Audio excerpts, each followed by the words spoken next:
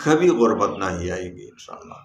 آپ پر کبھی غربت کی پریشانی، مالی پریشانی نہیں آئے گی، بلکہ آپ کے نسلوں میں بھی انشاءاللہ مالی پریشانی۔ آپ کو اتنا مال ملے گا کہ آپ مجھے بھی اپنی دعاؤں میں انشاءاللہ یاد رکھیں گے۔ اللہ تعالیٰ آپ کی پریشانی ایگریمنٹ کے ساتھ 100% سے زیادہ 100% کی کیا بات ہے؟ اسی 100% میں بھی بعض اوقات شک آ جاتا ہے، لیکن اس میں کوئی شک نہیں۔ یہ ایسا وظیفہ ہے کہ انشاءاللہ چند ہی دن میں آپ کی غربت ختم ہو جائے گی، آپ کی پریشانی۔ اللہ وکفا وسلام علی عبادہ الذین اصطفی، اما بعد فاعوذ باللہ من الشیطان الرجیم، بسم اللہ الرحمن الرحیم۔ السلام علیکم ورحمۃ اللہ وبرکاتہ۔ پیارے بھائیوں بہنوں، غربت بھی انسان کہاں سے کہاں تک پہنچا دیتی ہے۔ یقیناً آج کل غربت بہت زیادہ ہے، ہر طرف مسلمان غربت سے پریشان، لیکن وہ کہتے ہیں نا کہ مرض بڑھتا گیا جوں جوں دوا کی، مرض بڑھتا ہی جاتا ہے جوں جوں دوا بھی کر رہے ہیں، علاج معالجے بھی کر رہے ہیں، وظائف بھی پڑھ رہے ہیں، کاروبار کے لیے شب و روز کوشاں ہیں، محنت کر رہے ہیں، لیکن کچھ بھی نہیں بن رہا۔ تو میرے بھائیوں بہنوں، میں آپ کو آج اس کا ایک انتہائی آسان طریقہ بتا دیتا ہوں، جو تیر بہدف انشاءاللہ آپ کی غربت ختم ہو جائے گی، آپ کی مالی پریشانی، آپ کے گزر اوقات بہت مشکل سے ہو رہے ہیں، اللہ تعالیٰ تمام مسلمانوں کو تمام بند راستے کھول دے۔ یہ بند راستے سوائے اللہ کے کوئی نہیں کھول سکتا، یاد رکھیں۔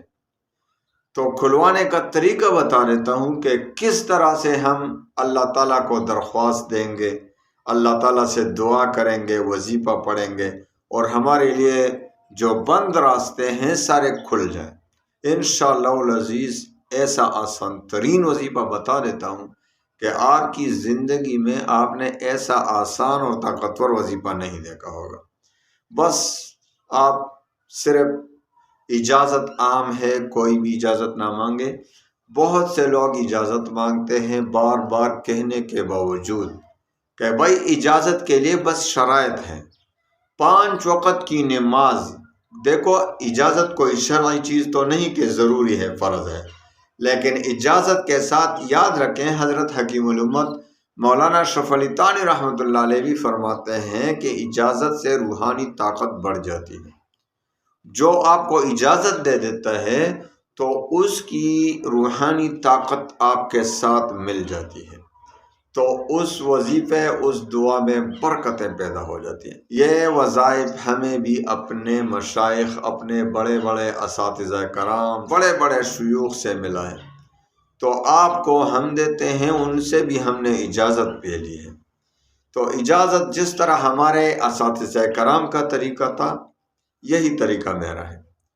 ہمارے اساتذہ کرام جو ہمارے اپنے شیخوں، اپنے شیوخ سے جو ہمیں وظائف ملے، تو انہی شرائط کی بنیاد پر ملا ہے کہ بھائی 5 وقت کی نماز قضا نہیں کرنا ہے، 5 وقت کی نماز کی پابندی کرنا ہے، فرض ہے۔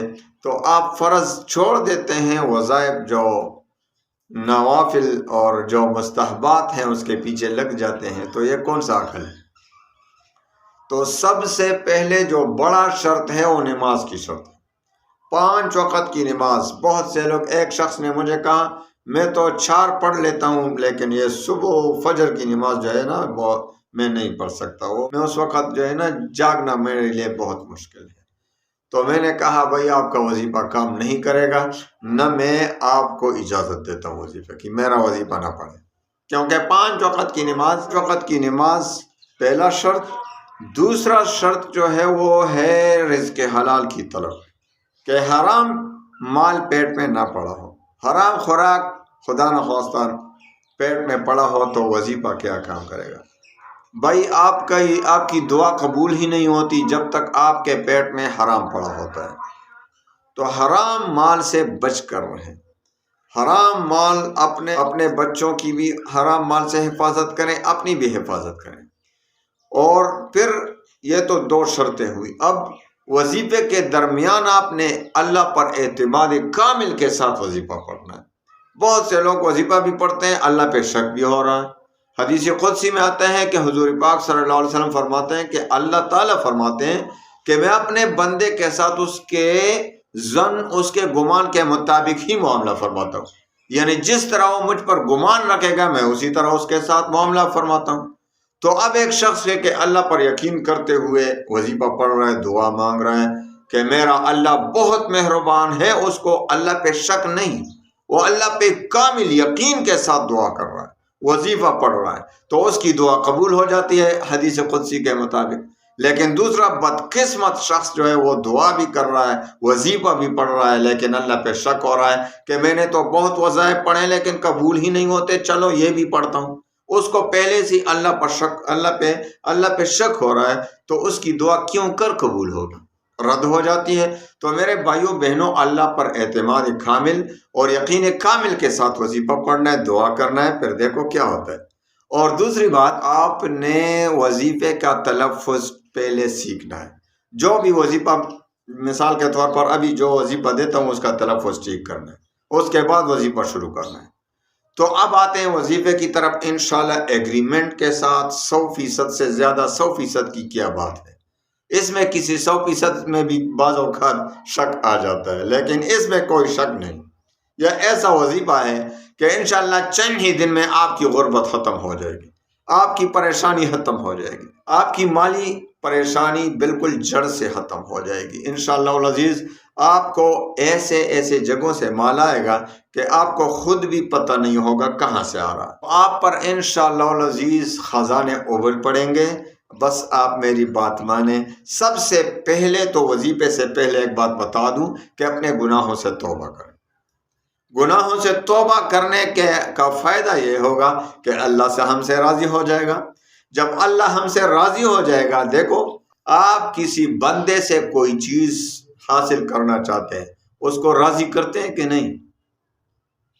جب وہ آپ سے ناراض ہوگا وہ چیز آپ کو دے گا؟ ہرگز نہیں۔ جب تک اس سے دوستی لگائیں گے، اس کے جو ہے نا، ہم تو آج کل دنیا میں خوشامد بھی کرتے ہیں، خوشامد نہیں کرنے کسی کا، اللہ تعالیٰ کے سامنے عاجزی کریں، بندوں کی خوشامد نہ کریں۔ تو خوشامد بھی کرتے ہیں کہ بھئی یہ چیز ان سے حاصل کریں، لیکن پھر بھی وہ پتہ نہیں کیا کیا کہتا ہے، اور پھر کہیں جا کے ہم سفارش سے اور خوشامد سے وہ چیز حاصل کر لیتے ہیں۔ تو اللہ تعالیٰ سے دوستی لگائیں، اللہ تعالیٰ کو پہلے منا لیں کہ بھائی ہم سے اللہ ناراض ہے میری گناہوں کی وجہ سے، میں نافرمانی پہ نافرمانی کر رہا ہوں۔ اب سب سے پہلے اللہ کے لیے سچی توبہ کریں، اور پھر اس کے بعد وظیفہ شروع کریں۔ وظیفہ کیا ہے؟ انشاءاللہ العزیز ایسا تیر بہدف وظیفہ ہے کہ آپ حیران ہو جائیں گے۔ بہت آسان۔ دوپہر کے وقت 12 بجے کے قریب آپ نے 313 بار پڑھنا ہے، لا الہ الا اللہ الملک الحق المبین، لا الہ الا اللہ الملک الحق المبین، لا الہ الا اللہ الملک الحق المبین۔ سب سے پہل اول و آخر 11 بار درود شریف، درمیان میں 313 بار لا الہ الا اللہ الملک الحق المبین۔ 40 دن تک یہ وظیفہ پڑھیں، انشاءاللہ پہلے ہی دن آپ کو پتہ چل جائے گا، آپ کی پریشانیاں آہستہ آہستہ ختم ہونا شروع، آپ کے جو راستے بند ہیں وہ آہستہ آہستہ کھلنا شروع ہو جائیں گے۔ اور 40 دن میں تو 40 دن کو اس کا آخری حد ہے، انشاءاللہ بہت پہلے آپ سے پریشانی ختم ہو جائے گی، آپ کو اتنا مال ملے گا کہ آپ مجھے بھی اپنی دعاؤں میں انشاءاللہ یاد رکھیں گے، اللہ تعالیٰ آپ کی پریشانیاں ختم کرے گا۔ اس کے بعد 40 دن کے بعد پھر معمول رکھیں کہ روزانہ 101 بار ضرور پڑھا کریں۔ یہ تو 313 بار کا وظیفہ 40 دن کے لیے ہے۔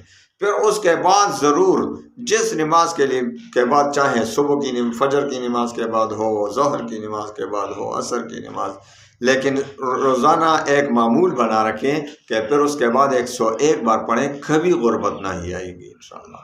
آپ پر کبھی غربت کی پریشانی، مالی پریشانی نہیں آئے گی، بلکہ آپ کے نسلوں میں بھی انشاءاللہ مالی پریشانی نہیں آئے گی۔ اللہ تعالیٰ تمام مسلمانوں کی غموم و ہموم پریشانیوں کو دور فرمائے، اللہ تعالیٰ خوشیوں میں بدل دے۔ وآخر دعوانا ان الحمد